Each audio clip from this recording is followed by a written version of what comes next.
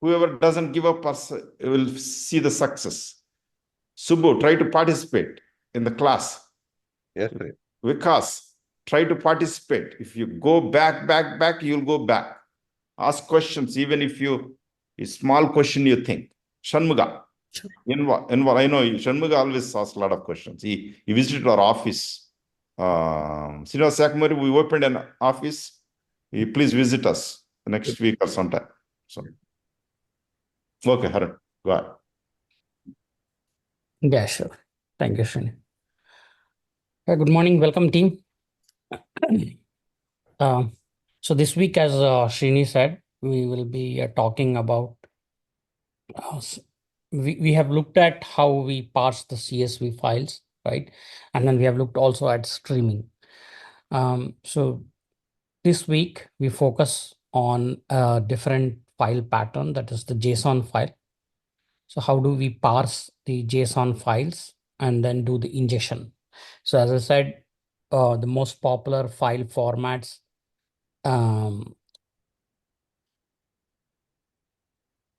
so the most popular file formats we see in the industry is CSV and JSON. Okay, so we have done how we parse and process the CSV files. So today we will look at how do we parse the JSON files, and also we will wrap up a few Spark SQL.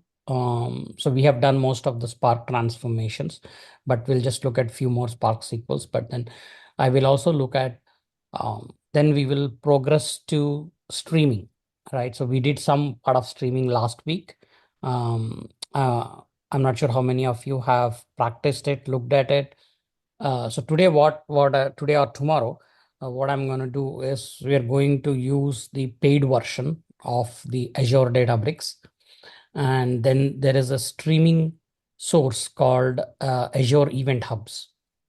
So that we can use to stream data from Azure Event Hub and then read that in the Spark streaming notebook and process that. So just like last class, we looked at RAID format and files to stream. So this week we will look at Azure Event Hubs. So that is similar to Kafka, where this streaming happens through Kafka and then we read from the Spark streaming. The same thing, Azure Event Hubs is also based on the same concept. It works similar, and where we publish from the Event Hub and then we consume from the Spark streaming and process that. So since those are also in the JSON format, we will first go and visit how to parse the JSON files. And then we will move on to the, maybe tomorrow, time permits today or tomorrow, we will go into the Azure Event Hub streaming processing. After that, we will combine. So how do we combine the joins, streaming joins, or a stream to static files? So one streaming data frame and one static data frame. How do we join that and write it? And then we wrap a few more concepts like what are the join strategies? There are more internals. Then we get into the internals of the Spark, how it works from next week. So that now you have the foundation of all fundamentals, the 4 modules we discussed about. This is the core, the foundation. Now you guys are all comfortable with this. Then we go into the deeper concepts of how it works internally. So how Spark, we have been talking about, Spark processing, batch processing, streaming processing, and all of that. But what is the underlying engine? What is the algorithm? How it processes the data? What does distributed processing mean? What does the cluster mean? And what are the join strategies when you join 2 data sets? How it manages the data to join the data sets? What are the things that we need to take care of? And then, the clusters, the driver, the memory, the caching of the data frames, how does caching work? And there are a few more like adaptive query execution. How does the query engine work? So all of those, and Spark DAGs. So there are few concepts that we call Spark internals and advanced concepts that we get into. starting next week. So once we are comfortable with this batch and streaming, at least to a certain extent, we understand the foundation, the core concepts, then we get into the deeper concepts, advanced concepts. Is that good? Yeah. Yeah. Okay. All right. So how many of you are aware of, or rather who's not aware of JSON files, JSON structure? What is a JSON file? Anybody? I'm not aware of it. I mean, I know how it is, how it looks, but I never worked with them. Okay. Me too, Harun. I mean, I'm okay with it, but I have some confusions as I'm new to this. So yeah. Understood. No worries. Okay. One second. Let me first. Am I sharing my screen? No, right? Okay. Let me open the JSON file. Then I will start sharing. What is this?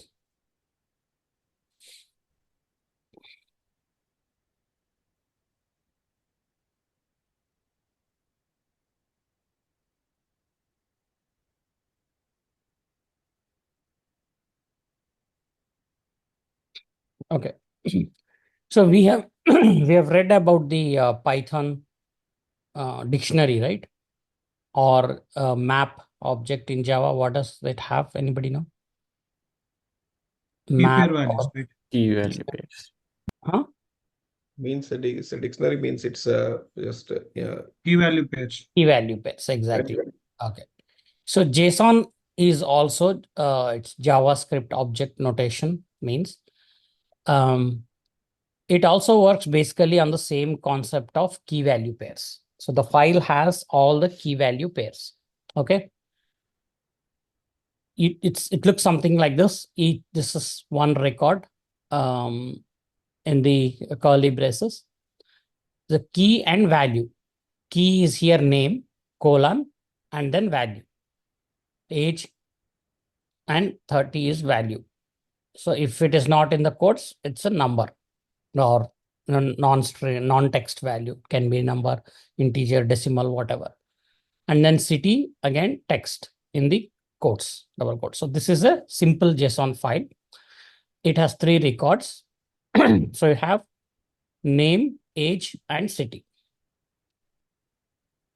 And then the second record is again, so for every row, if you look at the difference between CSV and JSON, the metadata or the column names are repeated for each record.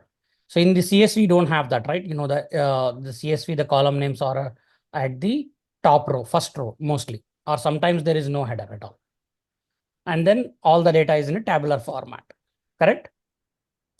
So the main difference here is here, every row has all the column names. Now, it is beneficial sometimes because some records may have additional information, just say like address.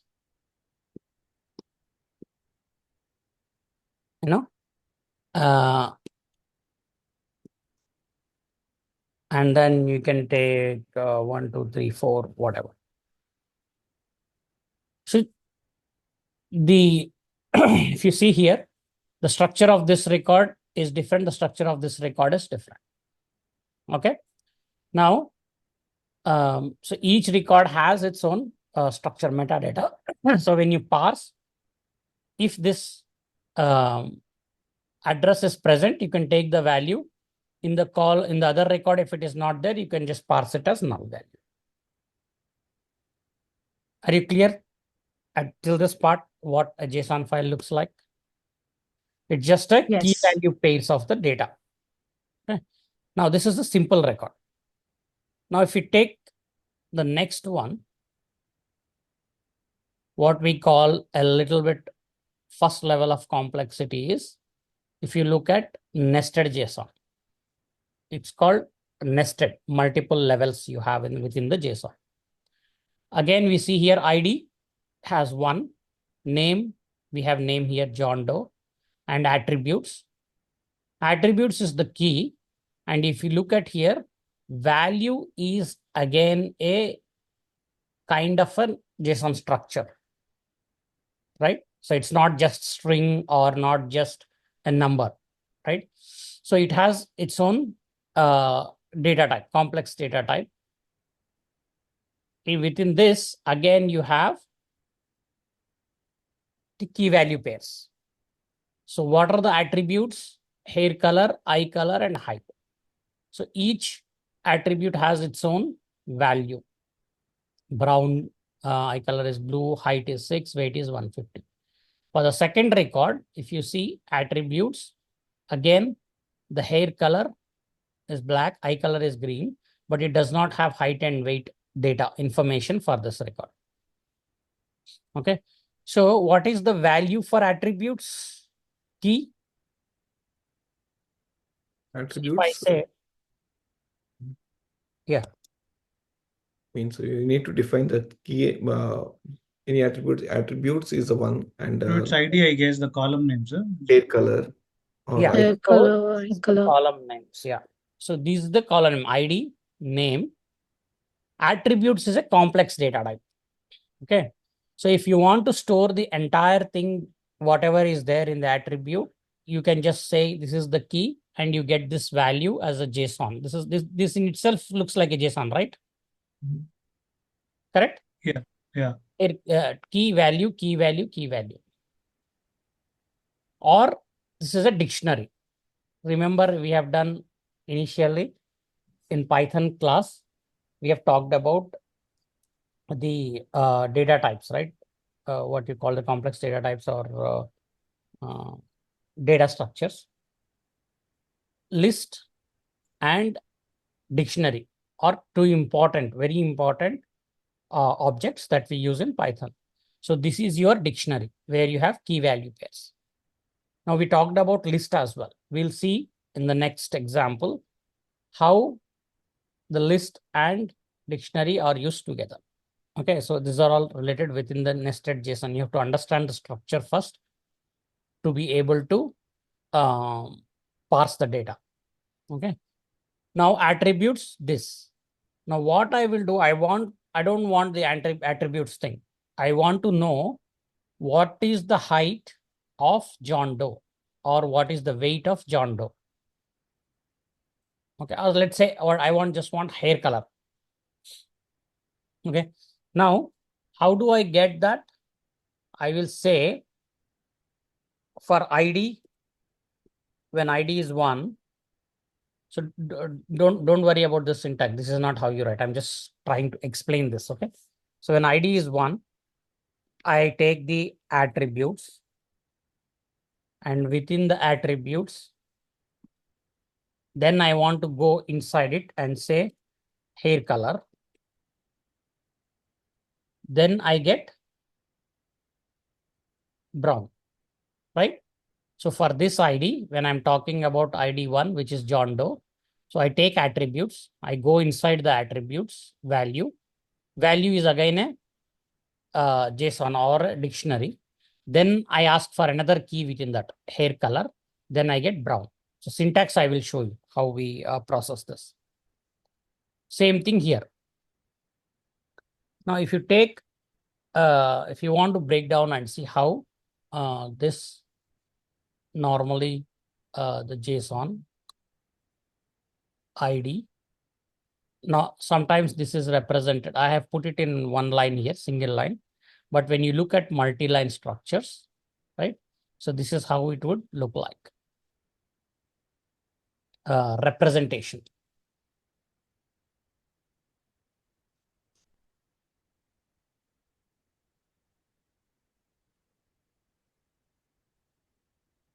This will tell you, this is a bit of easy to understand what is the scope and how it is organized. Okay. But so now look at just for every record, we need to define the key right. Okay, means it's taking so much space. Is how it's a means advantage compared with other file formats. This JSON. Yeah, that's a good question. it takes space, but most of the files, it's just text, right? Yeah. Text is easy to compress. Mhm. Okay. So most of the files will come compressed. Okay, and then you uncompress and process. What is the advantage here is you have a representation of data, nested data you can easily represent. In CSV, it's difficult. So the same thing, how will you represent? So now, not the metadata, you are going to actually duplicate the data itself if you want to represent the same in the CSV. I'll show you how. Now, let's say I have ID, name, attributes here. Okay. How do I write in CSV? I write the column name as ID, Name. column name as, one second.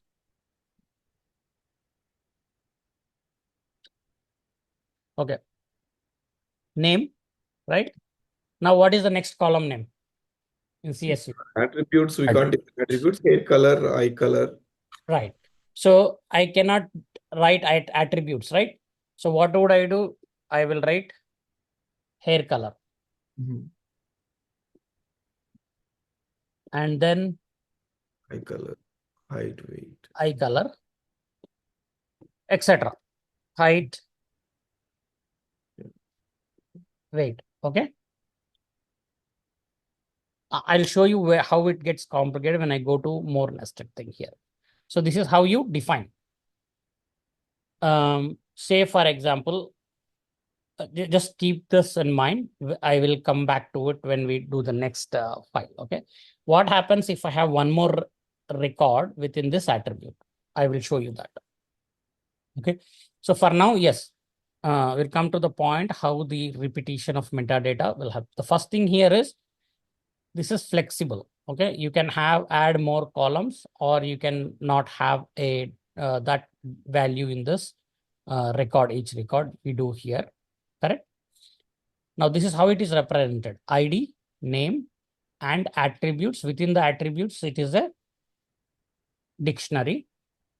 And then you have hair color, eye color, height, weight. So ID is this, attributes dot, or within inside the attributes, you check for a key: hair color, eye color, height, and weight. Okay. Now, let's say I have his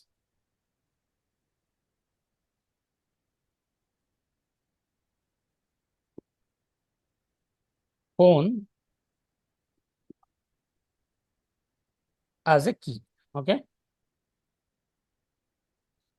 Now, I want to have multiple values for the phone. So let's say I have two values here. What is the value? First one is 1, 2, 3, 4, 5, 6. Okay.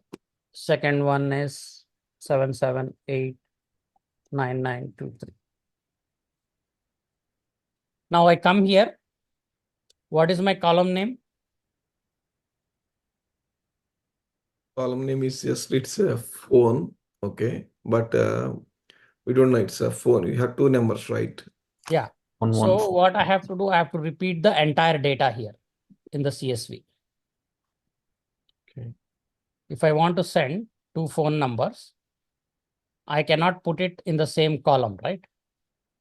Or we have to split it in the processing again. Then it's a comma separated values. So it's not convenient to split those values there. And then inside this, again, you might have multiple, the list may have a dictionary. So I'll show you in the next example. Let's open that.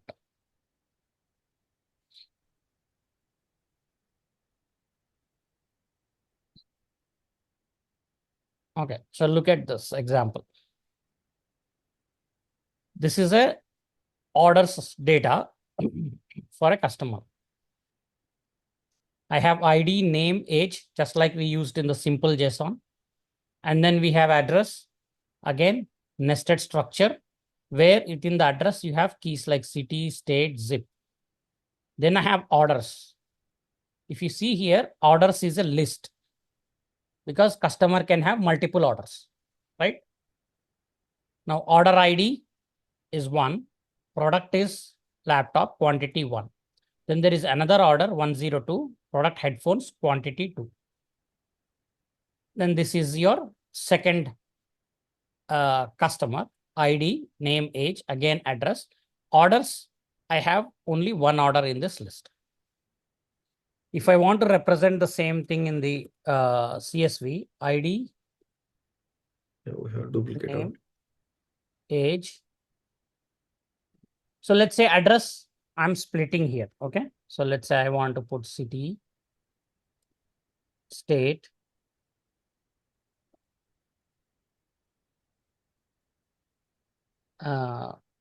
zip, right? So now I'm going to orders. Orders is the list. It can have one order, it can have 10 orders, right? So how do I write here? Let's say I want to do order ID. I'm taking the column names, okay? Order ID, product,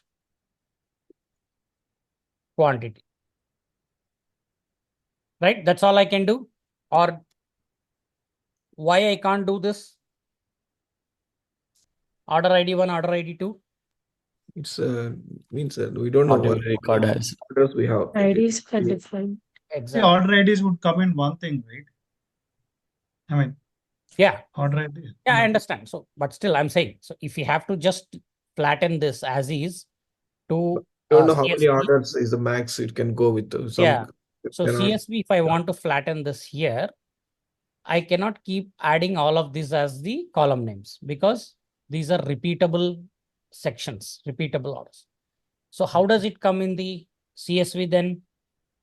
If this is an order ID, Multiple records. yeah. So I get another column, correct? Another row, sorry, another record we can say. another record.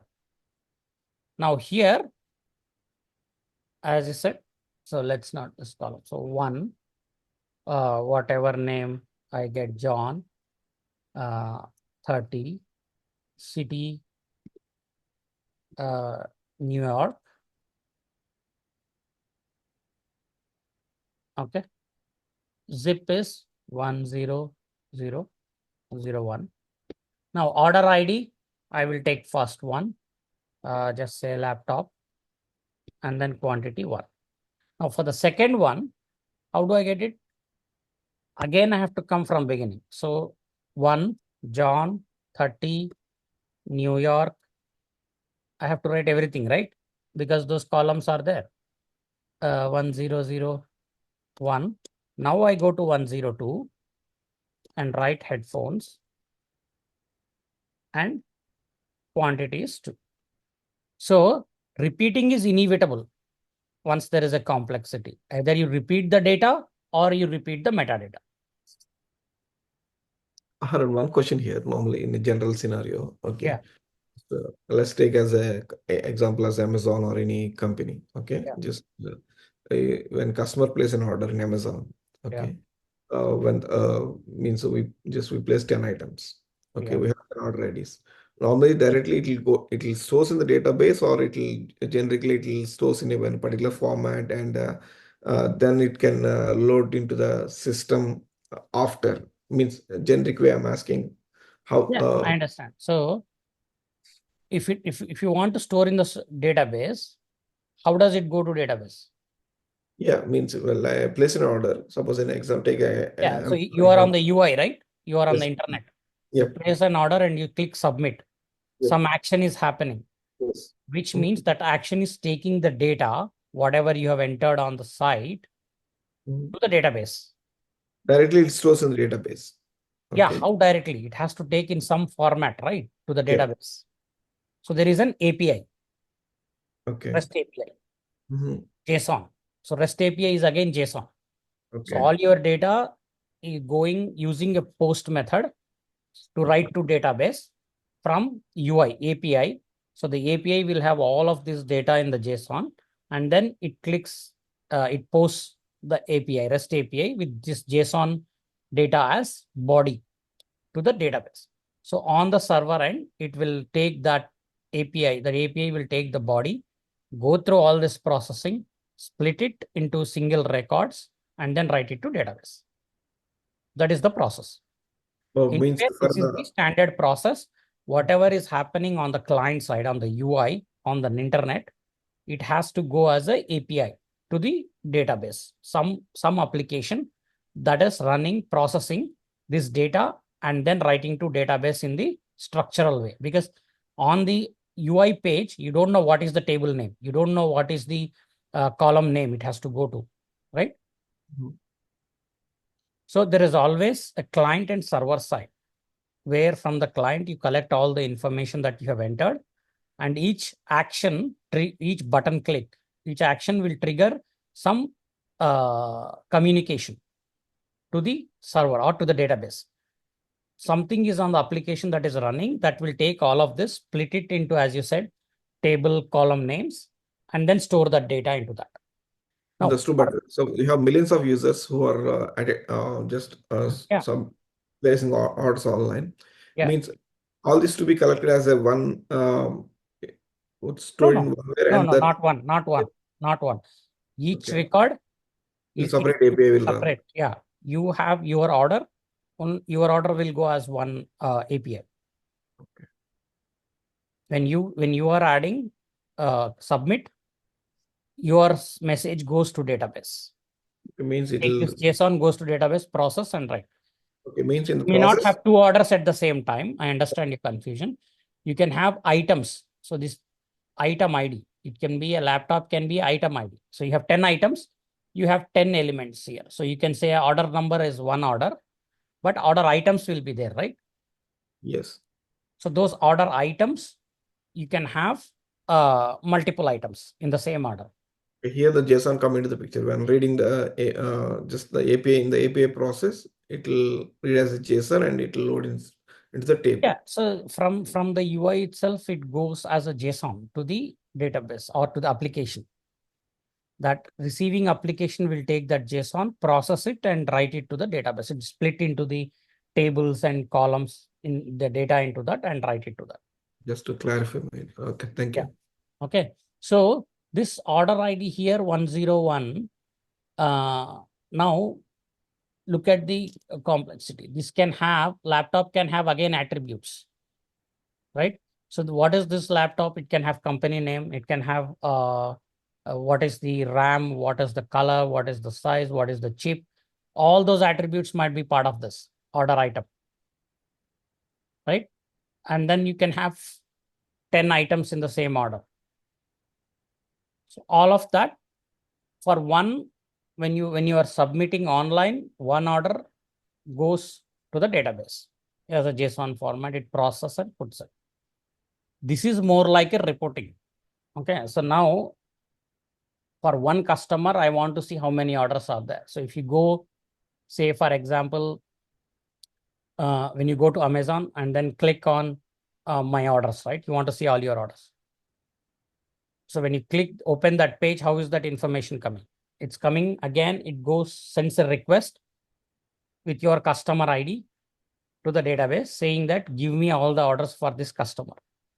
Now again, on the application that is running on the database, the API will read the data from the database and then build this JSON format again and send it to you on the UI.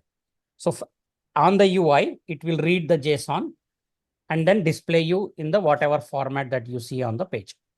So the to and fro communication between the UI, what you see, and the database where you have the communication, the data is flowing between these two places in a JSON format. That's the standard. Yeah, that's a standard. CSV doesn't go. Only the JSON they use most of the times.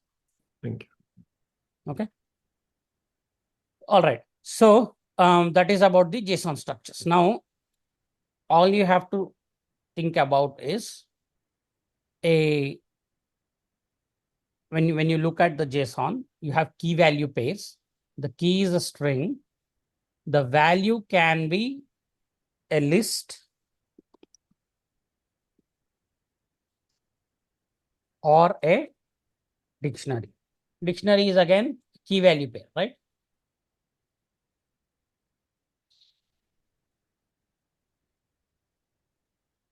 Correct? Are you with me, guys? Yes, yes. Yes, Yes. sir. This is the dictionary, which has again key value pairs. This is the list. List means multiple items separated by comma. So this is one item. You see here, if I do this, this is one item collapsed. This is one item. So how many items order has? How many orders? Two orders. Two orders, right? So this is the orders, that order one, order two collapse. Now, if I collapse at this level, this is entire one customer record, one ID. Now within Okay. this, we have ID, name, JSON, this is one. And if I look at this, this is the address. So if you have a flower brackets, which means that it's always one entity, one item. If you have square brackets, it's one or many. It can be one item or multiple items. Okay. Now, what do you need to understand here? The list can have multiple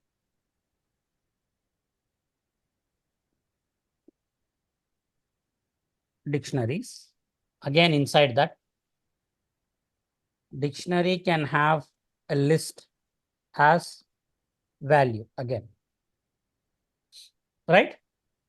A list can have a dictionary can have a list. That's all you have to understand Just when one building the nested structure. address is the list. Okay. Address is the list or dictionary? Address is not a list. Address is a dictionary. Address is a dictionary. Orders is a dictionary. Orders is a list. Orders is a list. Okay. In the list, you have dictionaries. Okay. Square bracket is a dictionary. We can call this square No, bracket. square bracket is list. Oh, sorry. I'm getting confused. Okay. Our brackets is dictionary. Okay. Sure. Curved brackets is dictionary. Okay. I can do, if you want, understand how the nested structure happens. ID, in the ID, go to orders. In the orders, first order, second order. Okay, let's say I want within the order, I want to know what is the attributes of the laptop. Okay. Now, I will say again here, attributes.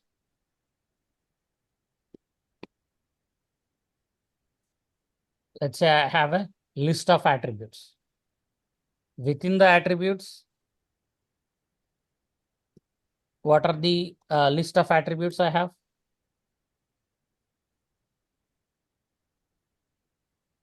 I can say color,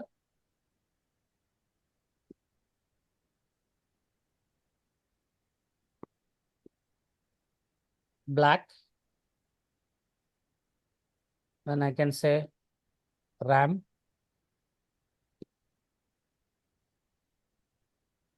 32G.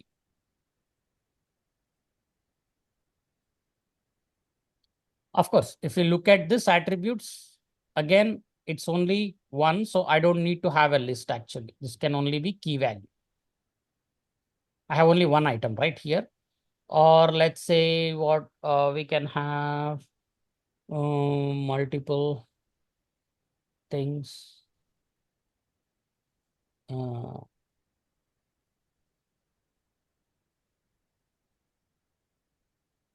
This is good, right? So now let's say I want to have a software. Or you can put company, right? HP or Apple Mac. Yeah, that is also single, right? It's only one item. It cannot have two companies.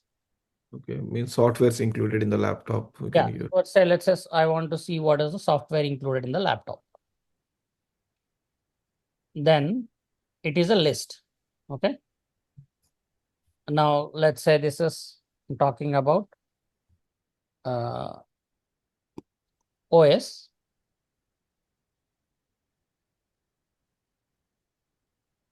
Or just say it has, okay.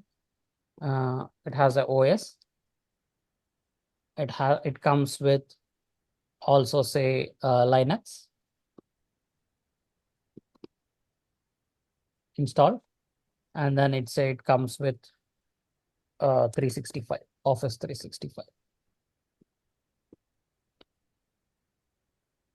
Okay. Now see, this is a dictionary. For ID1, I have orders. The first order is this laptop. This is a list. First order, second order. Within the list, again, I have attributes, which is a dictionary.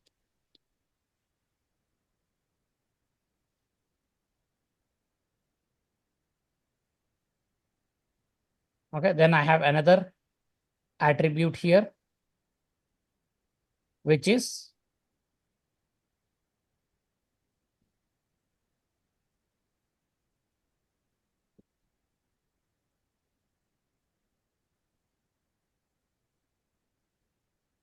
I can have here. So attributes, color is this, RAM is 32 GB, software says again multiple, which is a list. Correct? Now you can traverse to this. So if I want to know what is the software for this order, first order, what are the software I'm getting? ID, you go into ID, you go to orders, and then you go to first order, go to attributes, and then go into software, and then you will get the list. Okay. So And this then- is a dictionary. It can have again a dictionary in that. Again, in the dictionary, you can have a list. List can have dictionary. It's just like, a continuous loop. A dictionary can have a list. List can have a dictionary. That's all. That is how you keep building the structure, nested structure of the JSON. Is there any limitation on the nested structure, like how many levels it can go? No, there is no limitation. It's just keep building, but it gets complicated when you start parsing the information, right? So when you parse the job, it gets complicated. How you break down, go into each nested structure, because if you say I'm getting 1,000,000 records with the structure, for each record you have to split, process all of these deeper, and then you get replicate the data and all of that.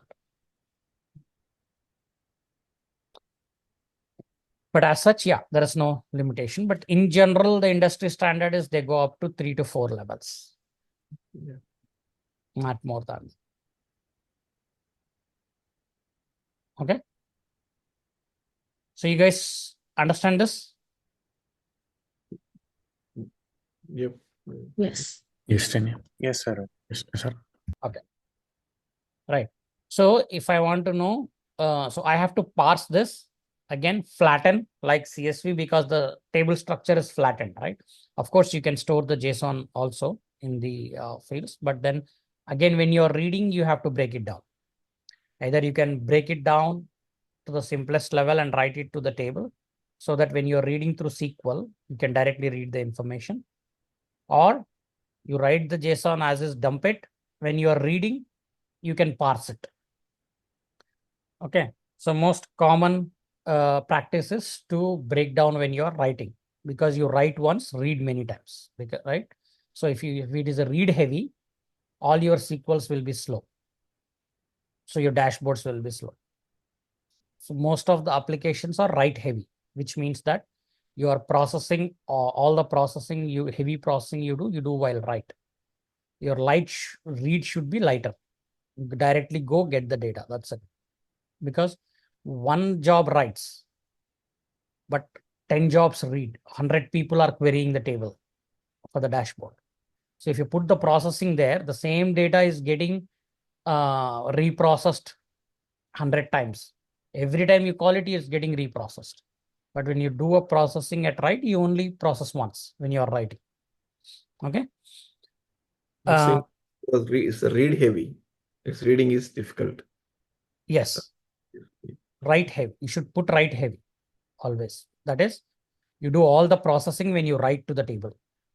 You read the JSON once, process it, split it, and then transform it and then write it, so that whatever you're reading from the table after you save it is lighter. Yeah. Okay.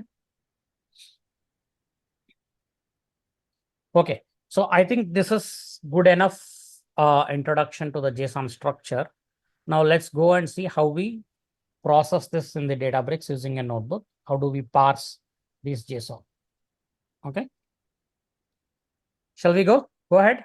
Any other questions you have here? Good, Haran. Confident, everybody? Vikas? Yes, sir. Yes, sir. Manasa? Yes, Harun. Okay. Murali? Yes, sir. Okay. So what is the simple rule in building JSON, nested JSON? How do we understand? Just the hierarchy. Normally, this Yeah. what's list and what is dictionary, what's in. Yeah, it's the hierarchy that you keep building. And within the JSON, all you have to break it down is a list can have dictionary and dictionary can have list. This dictionary. That's it. Can have multiple things. And that's how you keep building, because that's how you're going to parse it when you read this JSON in the job and start parsing it. That's how you parse it. You understand whether it is a list or it is a dictionary, and then parse it accordingly. Now, let's get back to this.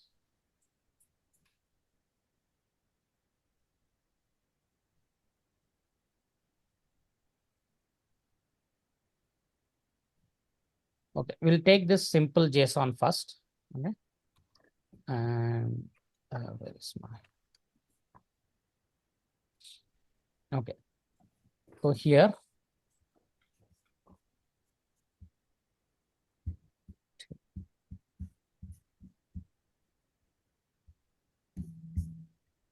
Okay, now this simple JSON that we took, I'm uploading it to DBFS. Okay, and that file I'm trying to read as JSON, spark.read.json. Remember earlier what we did? Spark.read.format CSV or spark.read.csv. The same thing you can write spark.read.json file path, or you can also do read.format JSON and then dot option or dot load, and then you can give path. That also it will work. Or you can just give the path and say read as JSON. It will also read. So by default, it will process. It will parse the simple JSON based on your metadata. Okay. But it does not do all the nested JSON structure to give you a flattened table structure. Only the simple one it can read. So to do the flattening, we have to do the transformations at each level. Okay, see here, age, city, name. What we have done, simple JSON here. So name, age, city, it has passed it as different columns, age, city, and name. And then put the data, John, New York 30, Jane, this and this. So this, you can go and directly write it to the table as is, right? We know that just write will not change once you have the schema and all. Or I can define the schema myself. So here, it will automatically say that this is an integer and these are strings. Now I can explicitly define. It is always recommended to define the schema because it is faster and it will also help you to determine or do a error handling, catch any issues. Otherwise, it has to read the entire JSON once to understand what are the data types. Then the second time again, it will go and start reading. So it's done twice, doing twice. So if you have huge files, it's an overhead. It's not just scanning through the file. It has to understand, do the processing, say if it is a string, entire file, if that name has string, or is there out of million, if one record has a number, then it has to do a number. So what it does is mostly it does not scan the entire file. It scans some sample data and tries to guess it based on the sample data. So sometimes you might miss it. Sometimes the data, the integer data might be at the end, and all the sample files might have string data, or all the sample data it scanned may have null values, and somewhere at the bottom it may have integer. So it does not understand. So it may put string. So that's why we explicitly always, the recommended way of parsing is, this is also asked in the certification questions. You have JSON structure, what is the best way? It will not ask directly like that, but in the scenario they will say the options is like you should always, it's better to have schema defined. It will give you better control. So, Name? Harun, this is useful for only small data, right? So for bigger data, we can't mention everything in schema. No, you can. Okay. Even for the It- bigger the data, If you have so many columns, yeah. yeah, you have to. So you can just keep adding the columns here. See, maximum any table will not have more than 100 columns. That's the max. Okay. So Yeah. average tables will have about 30 to 20 to 30 columns. Beyond that, it will become difficult even for the people to read or understand. So then mostly it's like you will split the columns into different tables to make it Okay. simpler to handle. One thing here, here you know the data structure, and just you define the fields like then rename the names like name a city like this. Here you know the structure. Suppose I am reading one JSON file without knowing any structure. Just I want to create a table on top of that. Okay. Just is there any approach for that? No, it's not a good practice. Okay. You should not read a file without knowing what is in there.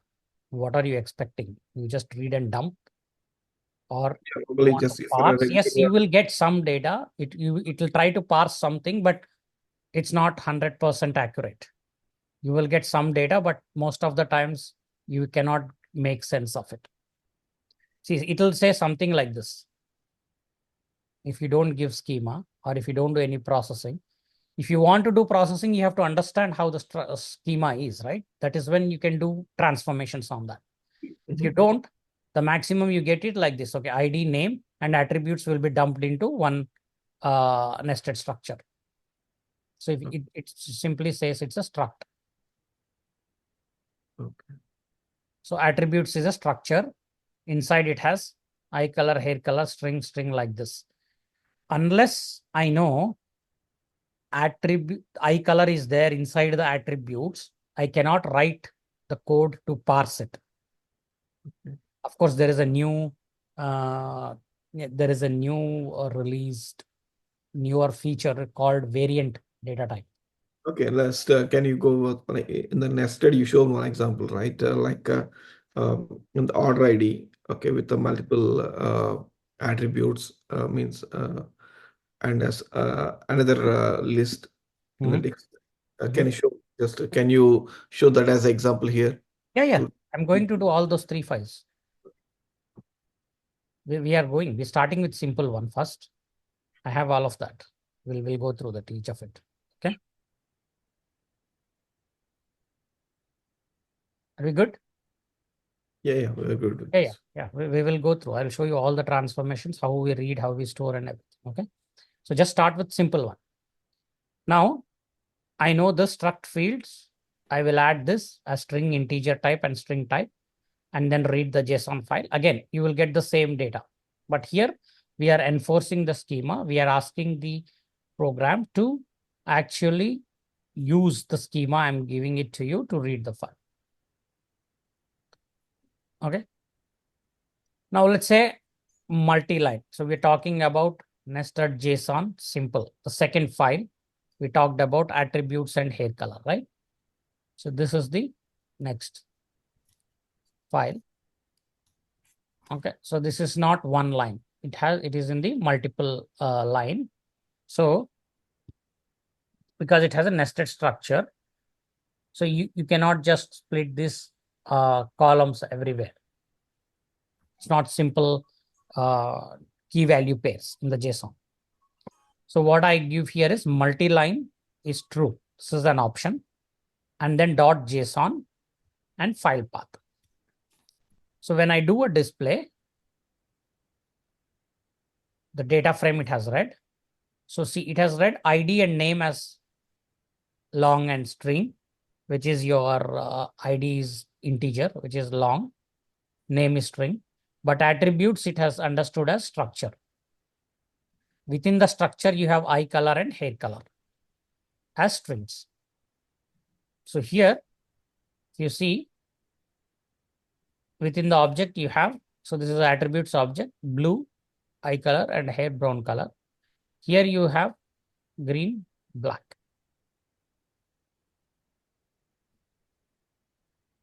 Okay.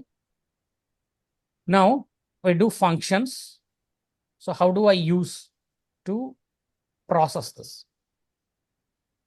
I select a data frame, which is called ID name from this, which is this data frame, and column of, if this is a structure, I use dot notation, attributes dot hair color, and then I am renaming it as hair. Attributes dot eye color and renaming it as eyes. So you have one John Doe, brown, blue, two Jane Smith, black, green. Now it is broken down, nested structure here with this. Clear? How do we parse this? Now this data frame is now flattened. I don't have nested structure here anymore. Key value pairs. So column of, you're reading from this data frame. In this data frame, I have attributes. Within that, I can say dot hair color to get the hair color attribute. And then I'm renaming that column as hair. And attributes dot eye color as eyes.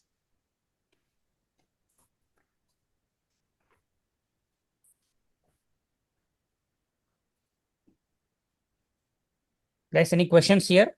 How I'm reading this? Can you go Nested one structure? Can you move ahead a little bit? The attributes dot eye color, attributes dot hair color.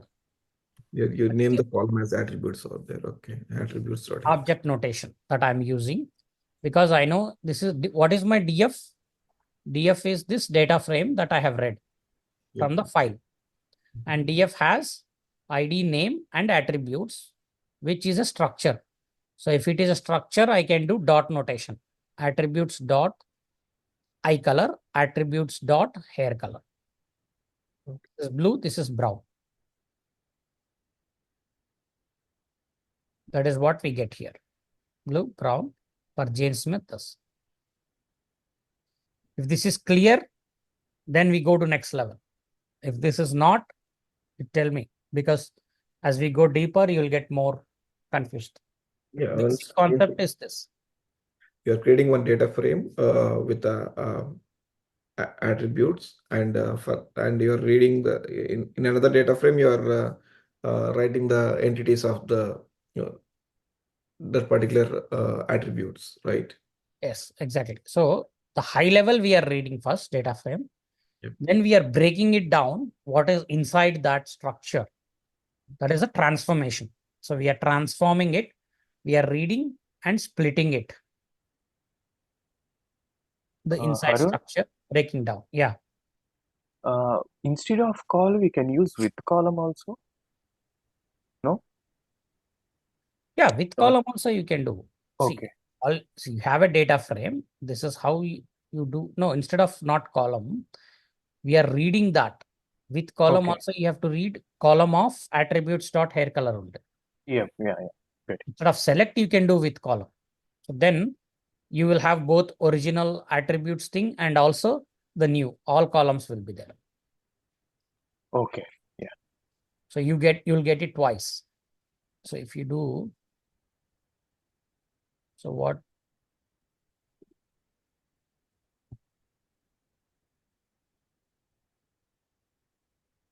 So it's like a sequel. I'm selecting from the existing one. When I'm selecting, I'm doing the transformations. Now, if I don't do this, I want to say with column, right? So df dot, I will say with column. So what do I do here? I give the column name here.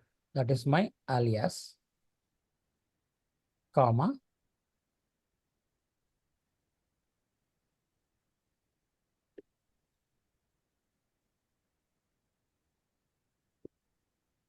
Okay.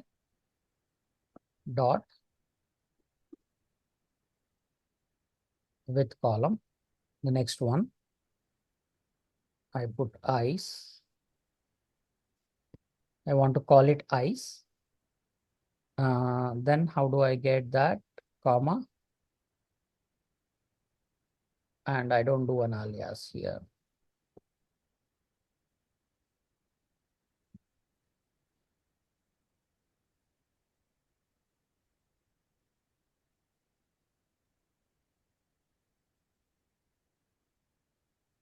Okay. So let's see this. Let's see. Yeah. You still got the Everything. same result for hair and eyes, but ID and name are already there in the existing. Attributes is also there. We are not selecting the columns from the existing data frame. We are just adding new columns to the same data frame. Again, we are just like doing the transformations here. Both are same. Here you get with all the existing columns, your two new columns.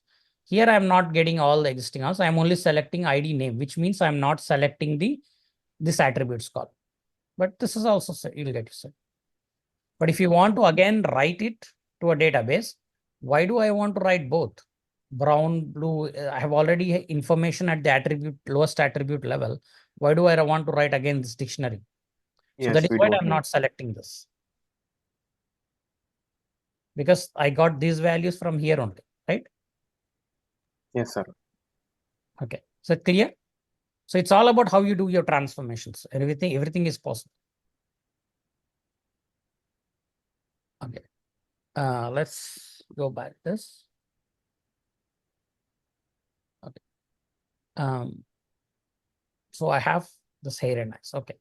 Now moving on to the nested JSON we looked at, orders thing, right? So what I'm doing here, nested JSON one, which is the same orders file, multi-line true, JSON file path, and I'm running this to read that file. So here see how it has chosen to parse it. So first look at data frame structure. It said ID and name. Let's go back here.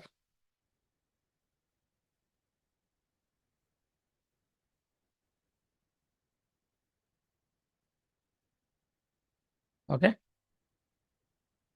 So it parsed ID and name. ID is long, name is string, age is long. Okay. All three it has passed. Then address it came across. It looked at it and said it is a structure. So address, it said struct. And inside the structure, it said city, state, zip. Right. Now, if you look at orders, as I said, square brackets, right, which is a list or kind of it parsed as array. Okay, array or list. It's just multiple collection of elements, right? So you can call it array or list here. but in the definition, it treated as array data type. So within this array, again, it has elements 1 and 2. So this is again a structure, right? So it said element, which is a structure. It does not have a name, right? This element does not have a name here. So it just said element. Here it is address. See, if it is called address, it is parsing as name address as structure. Here we don't have a name, so it just said element. And within that, it says it has order ID, product, and quantity. It does not repeat in the structure. Structure, it says array. Array means it can have multiple. But when you actually parse the data, let's see here, ID, name, and age, it has parsed in each column. Now, if you go to address, it is a structure. As I said, again, city, state, zip, just like what it did here. Eye color and hair color, right? So, city, state, zip. Now, let's come to orders, which is an array or list. So, array, it has given 0 and 1 elements. Element of 0, element of 1. In 0, this is the structure. Order ID, product, quantity. Now we drill down. Here it says order ID 101, product laptop, quantity 1. Right? So this is your complete one record JSON. ID, name, age, address, city, state, zip, orders, order ID, product, quantity, order ID, product, quantity.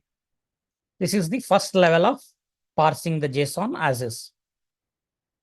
Now I have to break it down to put it into a table. If I don't know what is the structure, I cannot write. So this is where I stop, because I cannot code if I don't know what is coming in orders in the JSON, what columns are there, if I don't know what fields are there in the address. So that's why we said we should definitely everywhere in the project, in the company, you always have a contract. Contract doesn't mean our real estate contracts. The contract of what is your structure. What are you going to send me? Okay, the person or the team that is sending you this JSON, they will give you the structure. This is how we will send you. It will have these fields. They'll give you the data types. They'll give you the field names. They will give you whether it is just a list of attributes like dictionary, or it can have multiple rows repeated. It is an array. So all the data definition will give you the JSON definition. They will give you. That's a contract. And then the both teams agree on that structure and the document is signed off. You write your code based on that document, whatever is signed off. If there are errors, if they have issues, the first thing you go and check is what is there in the contract. What did I do? Suppose there is a kind, they mentioned it as an array, but you thought it is just one element and you parsed it like this, not like this. So then it will fail. So you go back to the contract and see whether it is written as array or just the structure. If it is written as array, then you have to go and fix it. Okay. Now let's say the other way around. They said it is a struct. You have coded for the structure, but they are sending multiple records within that. It fails. So you go back, check the contract and say, yes, I have my program running as per my requirements. That's the document which says the orders is a list. I'm expecting only one order per customer, but you're sending 2-3 orders. In the contract, you said it is a structure, not a array, not a list. So you go back and tell them. So they will fix it. They will either ask you to send one order in per item per customer, or they have to change the contract. They'll send you, and then again you take time and say it's a change request. I have to fix my code, rewrite my code to handle the multiple elements coming at the same customer. So that is the actual process that happens in the real world in the project scenario. But nowhere 100% you will be asked to parse without knowing the structure of the JSON. 99.99%. Because you're just shooting in the dark. You don't know what is coming in. All you can do is take it and dump it like this. That's it. After that, you cannot proceed. Does that answer your questions? Earlier, you're talking about how do I parse without if I don't know what is coming, right? Guys, are you okay? Are you still with me? Yeah, Arun. Yes. Okay, absolutely. Yeah, you have to confirm because I don't know whether you understood or not. You're just lost, right? If you're not talking, it means two things. Either you have understood everything or you have not understood anything. So I just want to make sure. Okay. So now let's say I am at this state. Now I want to go deeper. I want to split this transformation and write it at the attribute level. So Arun, what is the display? You mentioned something, right, in the above? Truncates. Display is just to see here what the data frame Not looks like. the truncate is equal to false. Oh, sometimes it doesn't show all the values here. So that's why we put that. Okay. It sometimes it truncates some of the data when it is showing, right?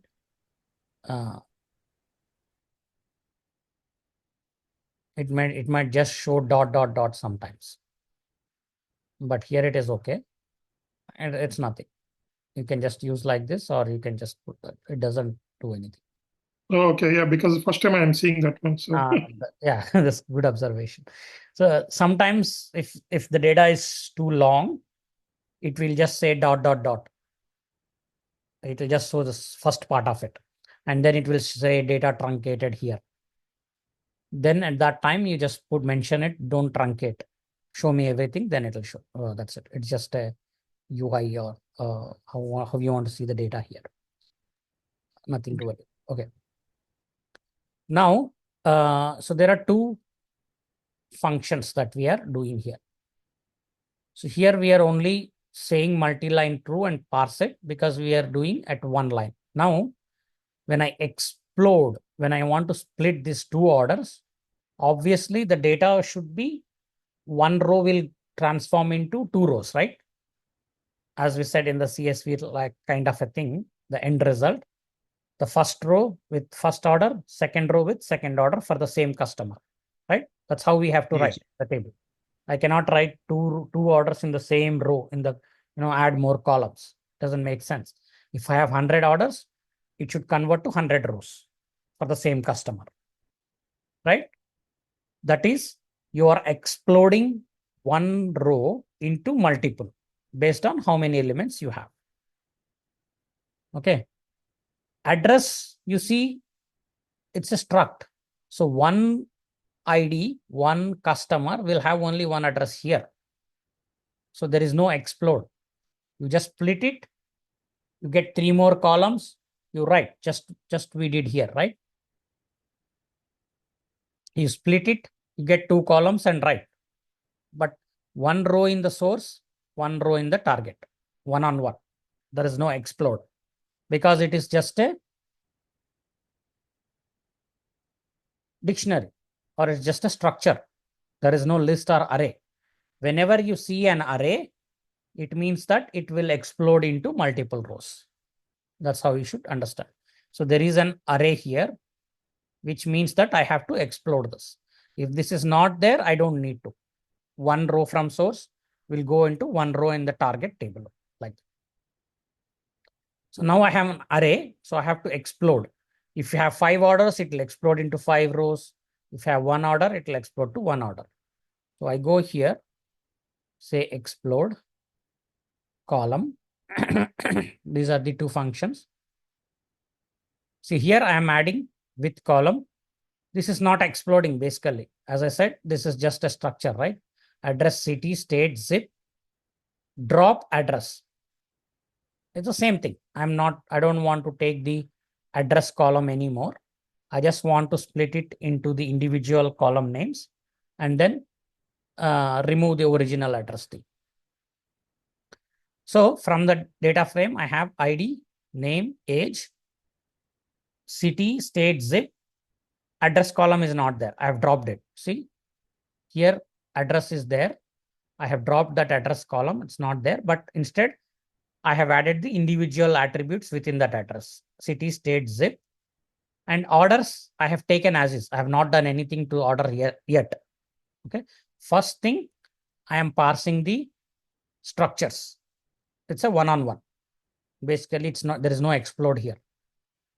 One row, one address, state, city, zip. One row, one address, state, city, zip.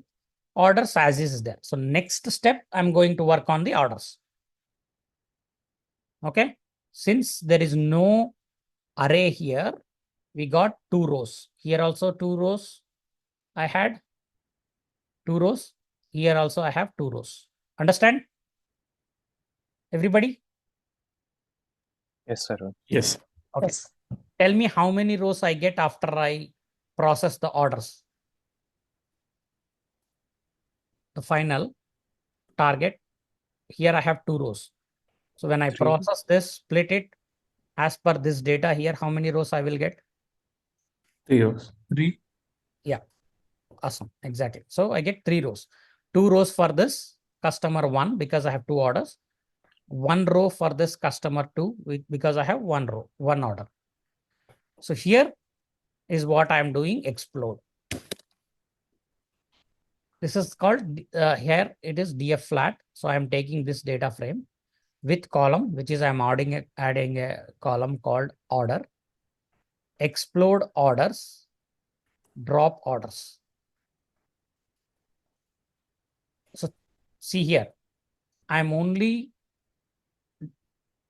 taking out the array, right? I'm breaking the array into multiple rows, but within the array, you still have the structure, right? It's a struct. So here, when I'm exploding orders into a column called order, I got 3 rows. But order is still a structure. Within that, again, I have 3 attributes. So first row, John, this is 1 order, order ID 101. Then John, this is 1 order, order ID 102. So the explode part is done. Now I have to again go back and parse this step. DF is exploded now. So for ID, if I have 2 orders, I got 2 rows. For this ID, I have 1 order, I got 1 row, right? You understood this? Now what do I do with this next? Just you have to read Filter from orders. orders structure, order ID, and orders dot product. Make order into multiple columns. Yes. Structure into Now multiple. we have split to multiple rows. Now again, this is a structure. You have to process to multiple columns. That's another beauty of it. So arrays will result in multiple rows. Structure will result in multiple columns. That's another way of remembering it. This explode is the function which can split the array into multiple Rows. records. Rows. Multiple rows. Yes. Explode. Okay. Explode. We are exploding orders. So whenever there is an array, when you see explode, it will take all the left side, all the right side columns and repeat it for each element of this array. That's all. So you have 2 here. So it put 1, 2, and then repeated the all other information in the other columns. One question. Normally, suppose in your structure, we have a 2 list items, example, okay, 2 arrays. Okay. If you would explode on a multiple structures, it will split automatically, it will understand automatically, or you have to do it individually. No, you have to write for each array. You have to Yeah, write we- the same thing with column. Again, Yeah. what is the second array that you are talking about? Addresses. If I have multiple addresses, let's say shipping address, billing address, Okay. I have 2 addresses. Then what I do, df dot with column address, explode addresses. So then it No, will again let's see get 2 more. this same example. Okay. I have the address with multiple addresses. Okay. And I have multiple orders. Okay. Here means address is different and the orders are different, right? I mean, there is no correlation here. Normally, if you do that scenario, suppose I have three addresses, I have two orders, okay? Means it'll it 3 into 2. It'll means one. Yeah, it is always M by N matrix. Okay. Oh, it'll go to 6 Yes, 6 rows. exactly. Okay. We'll go to 6.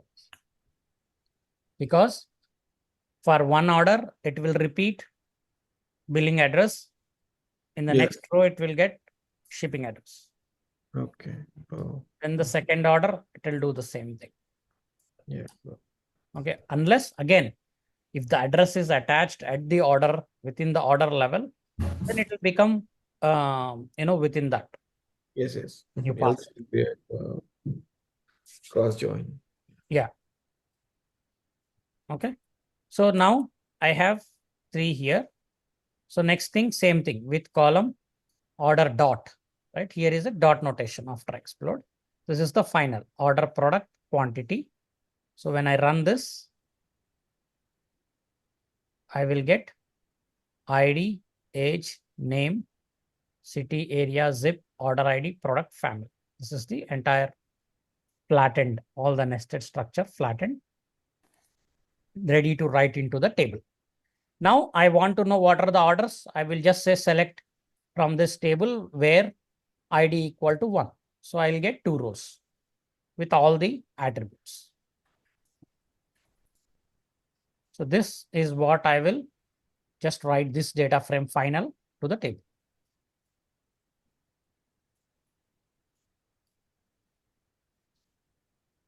Let's understand this. Yes. Yeah.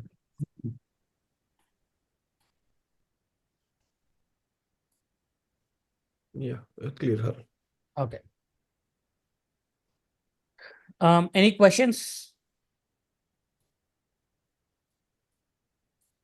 Manasa? No, Harun. Actually, I think I need to practice. Yes. I mean, I have to do my own, I think, so that I can get some more clear idea. Yeah, you can take this basic, the files. I will add it, the zip file or something I will publish. I'll just add it on the onto the document, that link. You can download these files and then upload to DBFS and then start doing practice this. Now try to change the JSON structure, add it here, and then try to add more columns or more orders and see how it behaves. Yeah. Okay. I'll try it. Yeah. So Arun, so basically we are flattering the JSON file, and once it is there, and then as per our requirement, we can send the data to the particular tables, right? I mean, we want to send to the orders, to the order table, so we can select the statement and put the data into the orders table.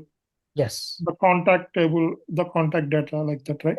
Yeah. You can. So this becomes your silver layer.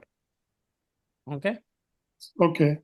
Now you can do more processing from here itself. So if you have multiple tables within the silver, like you said, so DF orders, you can just say df.select all order columns and then write it to order table. Okay. And if you have again in the orders also, maybe you will just write ID, customer ID, order ID, and product quantity. That will become your orders, right? Yep. So if you want to write a contact person, so you go ID, age, name, city, not city, ID, name, age. Okay. Now here, if that data already exists, you can choose to merge, update, right? If it is the same data, there is no update. If there is any change with the existing, then you update. Or if that customer does not exist, then you add. Right? It's an upsert that you want to do. Yeah. And then in the address, you can go again, same thing. Let's say his zip code has changed or his city has changed for the same ID. Then you will add it as a new address. Where again, so all those concepts we'll talk about later, SCD type 1, type 2, right? how delta handles that, how merge statement you can have to add the type 1, type 2 merge. You want to just overwrite and then say last updated time, or you want to just do inactive the existing one, status to inactive, and add a new address with status active. So that is your type 2 merge kind of a thing. So that also we will talk about. But this is the high level thing for the JSON. Okay. This is something like you can have your own data, create data frame. What are the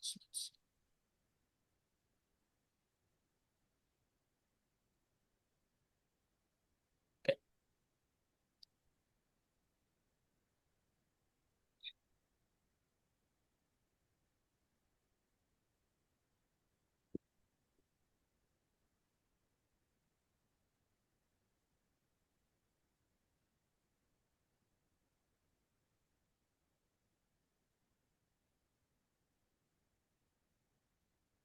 See, if I have created my own schema as per the data structure. So I said data, this is the data as struct type. So schema is a struct type. In that I'm adding data as again struct type, employee ID string, employee name string, awards array type of, again inside it's a struct. In that array, again I'm adding award type, award name, year. So this is, I am constructing a structure of data type or schema based on how the file would look like. Sample file if you have got. But mostly you will get in different, standard language, they represent each element and what is its type. Is it a 1, 0 or many? And is it a data type if it is a string elementary, or if it is an array, or if it is a structure. So based on that, you can define this. And then when you are creating data frame and when you are reading, you can enforce this schema, whatever schema you have. It will show in the same structured format. Yeah. So it will like show, parse all of this based on your schema. Then you can split it anyways again as we shown. But here it is employee ID. So this is how it has understood what you have provided as the schema. Array structure, data is a structure. In that you have 2 elements, and then awards is an array. Inside that array, it is a structure, award type, award name, year. So contains null is true. So this is one thing you have to understand, which means that this awards can be just an empty array also without any elements. So you have to handle, right? Otherwise you get element not found error when you are parsing.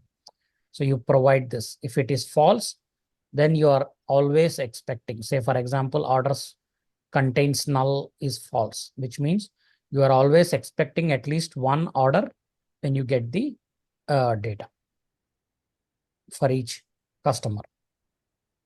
So that is what you do, nullable, whether it is true or not, false. If it is false, they should, is the element is mandatory. Employee ID is mandatory. Generally, you put nullable false here for employee ID, because without ID, you cannot parse, right? So mandatory. So when you define the structure, you say nullable is false, which is here. When you add data employee ID, you say false here. If you change this to false, see here, it becomes nullable is false, which means your employee ID is already always mandatory. Okay. Arun, if the particular record fails, then it skips that one and it goes to the next record, or it will roll back. That is how you handle your processing.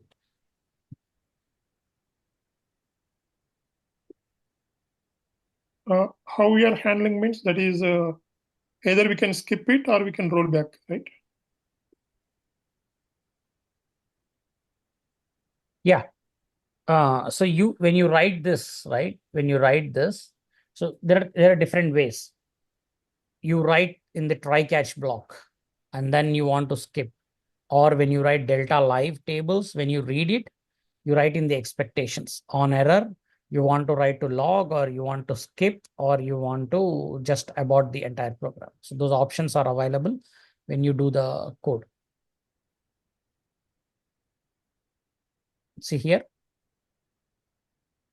employee ID in field data. So this field is not nullable, but got none. None means null, right? So if I put none here, employee ID, now it has failed the validation. Employee ID in field data is not nullable.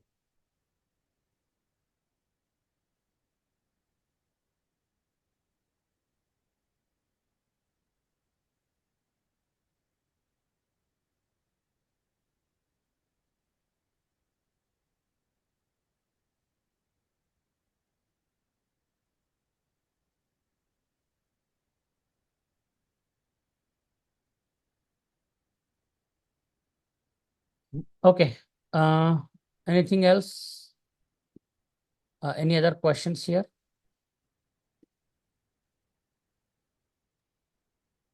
So Harun will be writing this complete code, and every day we'll be getting the data. That's what the jobs that we run. No? I mean, right from the starting to the end. Yeah. So you write this job, you write this code, Mm-hmm. and then you're writing to this table as append in the bronze, Mm-hmm. or write an upsert based on this data frame. So you go create a job, Mm-hmm. then attach this notebook to the job and put it in the workflows. I can't see workflows here, but when you go there, you schedule in the workflows. So every day it runs this job, reads the file, does the processing, and write to table. Okay. So here, if you Right. see employee ID, I have defined as integer type, but here I have given it as string. Yes. So it says employee ID is integer type, cannot accept object 123 in type class string. Mm-hmm. So this is how you validate, enforce the schema and the errors. So when you get these errors, it will fail. Now it fails, you go and see the log, why it failed. It will be in the log. Then you go to the source team and said, hey, we got this error today in the file. You sent the wrong data. It should be an integer, not a string. So fix the file and send it back. So you raise a ticket in the Jira or whatever you have, right, in the system. In your company, you will have a story or a Jira board, something that you track all the issues. So job failures is one kind of issue. So immediately you get a notification when a job is failed. So whoever is the first level, second level, they will get notification and you get assigned. You acknowledge that ticket. Yes, I'm looking into it. You go into the job, you check the logs first, why it has failed. So in the log, you see the error.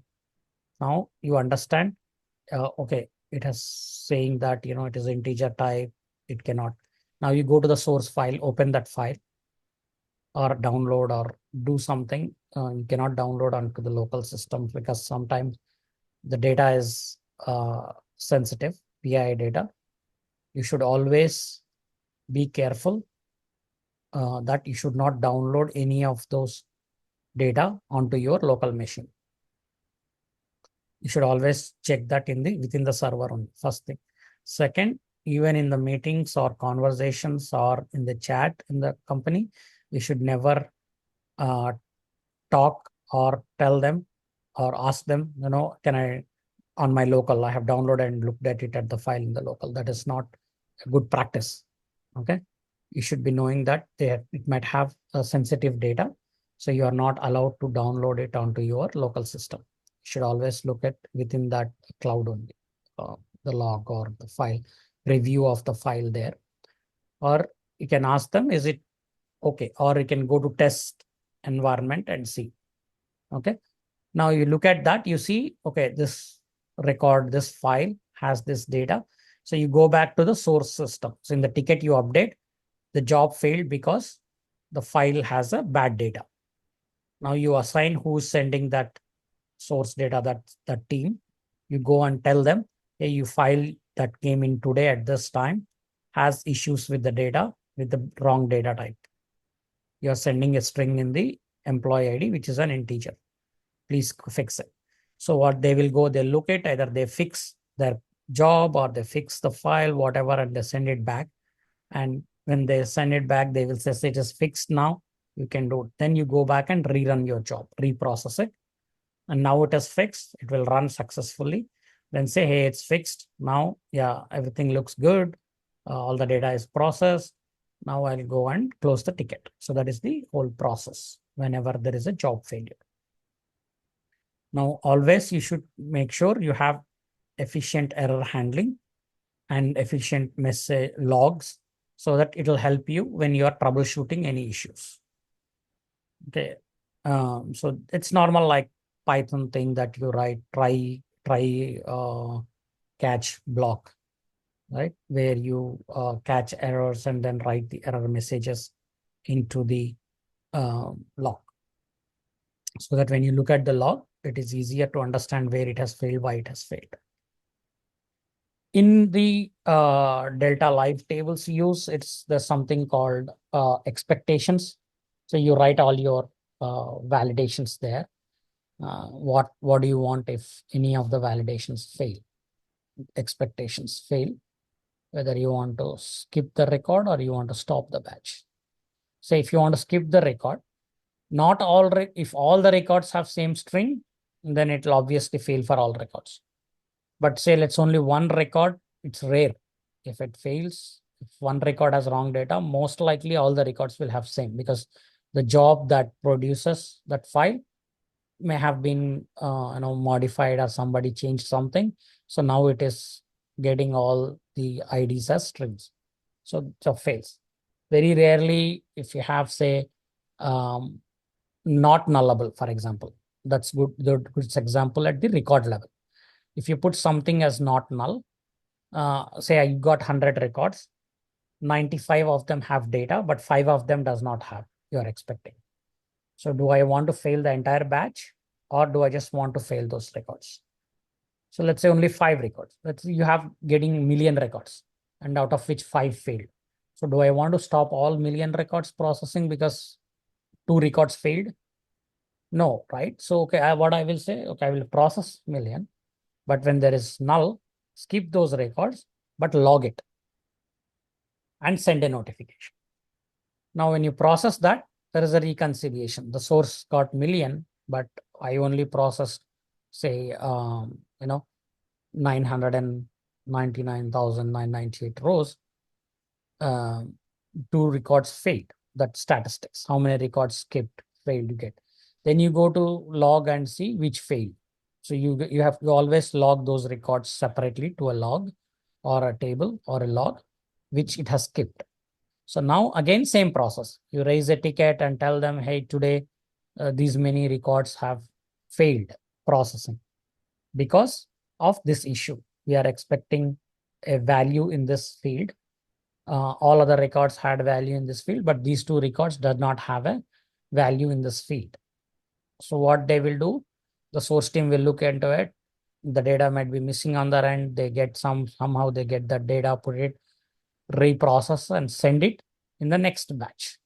So we process that next batch, or they might just choose to send those 2 records in a new file separately. We process ad hoc run. We do one run manually just to process 2 records. So there are different ways to handle, but the whole point is when you're processing, this is all the process. I mean, when you're scheduling jobs, this is all the process that happens on a daily basis when you're supporting some project. When you're in a project, it's not that you just write the code, develop notebook and give it, you're done. So you develop the code, you test it, you put it, schedule it, you run, the job is running, then you monitor it on a daily basis. If there are any issues, there is always a process. Who gets the notification? It gets assigned to certain team. They will see who has developed that notebook or that job, and they ask you to look into it. And then you go and look, or you're actively monitoring that job daily for any issues, notifications, errors, failures, and you go through this process. Okay. I mean, most of you are already working, so you might know the process. For people who are not yet in the industry experience, that's the process talking about. Harun, I have a doubt in my schema. Actually, it is a simple question, but yeah, there we are having the values as false and true, right? Yeah. So what does that mean exactly? We are changing it manually and it is getting executed either it is true or false, right? No, no, we So are not why? doing What it is? manually. Hmm. I'm just showing you an example. When you write a notebook, this is the schema that the source team, whoever is sending you this kind of file, will tell you, right? This is how we are sending. So you create the schema as per that contract, as I talked about. That I will say employee ID is, here it is false, which means that I always need to get employee ID value, and has to be integer. Here it has failed because I said employee ID is integer, but in the data that is coming in, it is coming in as string. So let's say like this. Maybe you're confused. Okay. Now it says XYZ I cannot process because it should be an integer. It is not an integer here. This is one type of. Now, not null. This is mandatory. Okay. Even if I put true here, it will still fail because it may be null, but if you have a value, it should still have integer here. Okay. Now let's say year. Year is integer type. Now I am saying it should be false, not nullable. So if I remove this, sorry.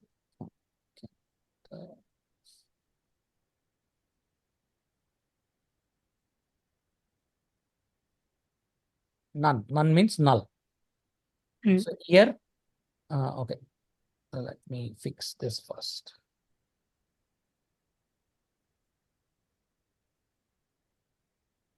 Okay, so integer type is good. Now it says field year in element array field awards. In field data, the field is not nullable but got none. It gave you the entire thing. See, in array field awards, right? And field data, in field data, this field is not nullable but got none. Okay, in this awards data, this field is not nullable but got none. Okay. Which means it failed here. So it is expecting some value. So if you don't get value, it will fail. Okay. It failed, right? What happened?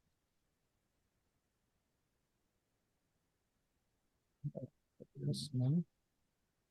Is not nullable. Oh, and because here the year yeah, field is not there. See, that's why. Okay. year field itself is not there. So that is why it's still throwing that error. So when we think that it might be null, they might choose not to send the field itself when it is null. So then it will fail. Even if you say year none, it will fail. If you say, even if that field is not there, it will fail if you put nullable false. So this is making sure the proper information is there when you are processing. Fail, go back, fix it, and reprocess it. That's how the normal process is in the industry. So you mean if there is a true mentioned, So that has to be an integer type. Is that correct? It's not integer type. That No. means it This is integer. is And it's true. a null or not null. If true means it can be not null also. It can be Okay. null also. Null These it are can two different things. Oh, okay. Done. One is data type. Integer means it has to be integer. It cannot be string or it cannot be date or whatever. Okay. It has to be integer. It cannot be string. True or false means the field can be there or cannot be there if there is Okay. no data. Yeah. Here there is Okay. no data. That's why the year is not there. True means yes, it can be nullable. Null means the field can be there or cannot be there. Or even if it is there, it can still be none. Okay. That is when you put false. That's kind of the other way around this. When if it is false means it should cannot not be be null. null. It cannot be null. Yeah. If it is true, it can be null.